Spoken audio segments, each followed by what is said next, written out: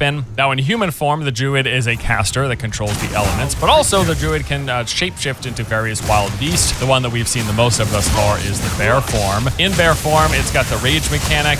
Mauling will build up your rage, and then you've got various spenders that you can use it on. They've got this cool system where the higher your rage, the brighter the runes on the bear's back, which is neat. Certain skills like rampage will consume rage. This one in particular has you charging forward, mowing things down in your path. The more rage you have, the longer that charge lasts, and the further you travel. Some other abilities and interactions from the bear include Furious Slam that creates these earthquakes by slamming on the ground, or Seismic Cry that pushes enemies back and has a stun chance to it. Heavily stunned enemies near any war cry actually cause the next slam to cast twice, which is cool. The druid can also have companions, summon various animals to join your side. Wolves will keep enemies away. They also have a howl that puts a debuff on enemies. And then in human form, you got things like the ability to call in tornadoes, place a volcano on the ground that shoots out projectiles, and then that can be combined with the bear slam to shoot more projectiles out of the volcanoes because you're causing like a rumbling of the earth. And there will also evidently be different skill trees for the human and shapeshifting forms that you can branch into.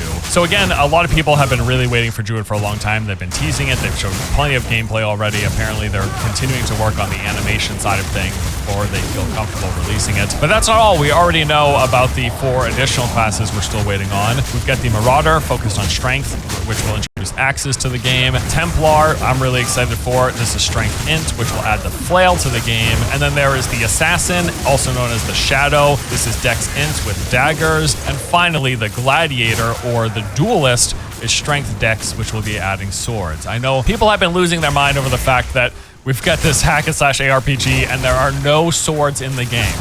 Literally, there's no swords. You've never seen a sword drop. You've never picked up a sword before. Swords are not in the game, and any of these weapons, the axe, the flail, the dagger, and the sword, as well as, what is it that's coming with the druid? The primal, whatever that is, some offhand, main hand thing, whatever. All of those weapons, those coincide with the addition of these classes, and that is still something that we're waiting on. And all of those weapons, of course, it's not just a different stick that you hold, it's also coming with the addition of all of the corresponding skill gems, which of course it means a bunch of new abilities added to the game that players can pick and choose from no matter what their starting class is. That's kind of the freedom that they kind of lean into with Path of Exile. Also, in addition to new classes come new ascendancies. Not only are each of the remaining classes going to have their own 3 ascendancies, but the current classes in the game that we have access to, each will be getting 1 additional ascendancy that is not yet in the game. So those are the upcoming classes, weapons, and skills that we're still expecting, but there's also new content. So we're going to be getting some new acts. We just got the 4th act here with this most recent update,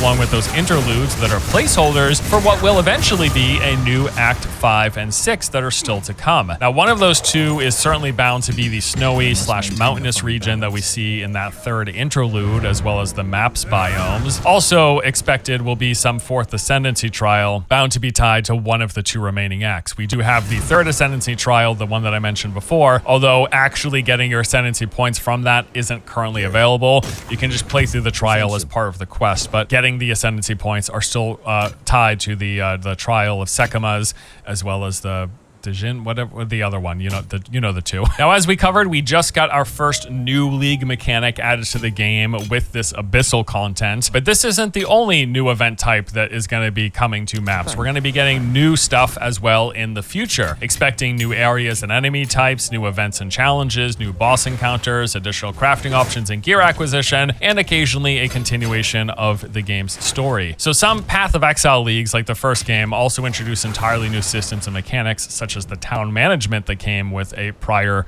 PoE 2 league, and that's some stuff that we could also be getting in PoE 2 at some point. And then there's the end game. This is going to be a big focus for the future. As you know, currently the end game is all about mapping. We're moving through the atlas from node to node, clearing towers, and then juicing maps to get maximum loot and currency drops, get richer, or to get the items that we want. In the maps themselves, beyond like the enemies, the normals, and the rares, and the bosses, we also have these different sorts of events that can pop up. Like there's Ritual, where you interact with an altar and then fight waves of enemies. You get a pool of loot to pick from the Ritual in the center. Delirium has has you fighting as many monsters as fast as possible to build up the meter. You can also spawn a boss doing this. There's Breach, where you open up this hand that has this expanding breach, and you fight large amounts of enemies in that ever-expanding ring. Used to be more enemies, but Breach was a bit overtuned, so they dialed it back to be more in line with other stuff now. Of course, Expedition, where you have to excavate by placing down these explosives. You fight the enemies that pop out, you collect your rewards. And then there's Bossing, where some maps will contain a boss encounter in a specific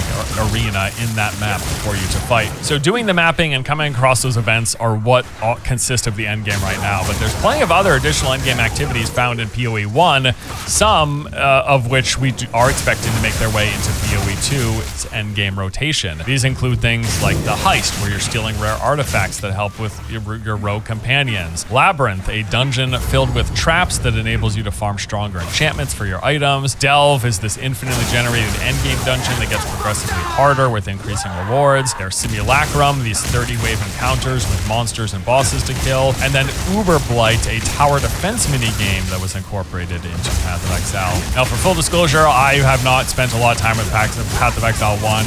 I played it basically during its initial early access launch, which was like 10 or 11 years ago. I don't know, a long, long time ago. So I'm not intimately familiar with any of this stuff. These are just like the brief synopsis of these endgame activities that I read online. But please be sure to clarify anything that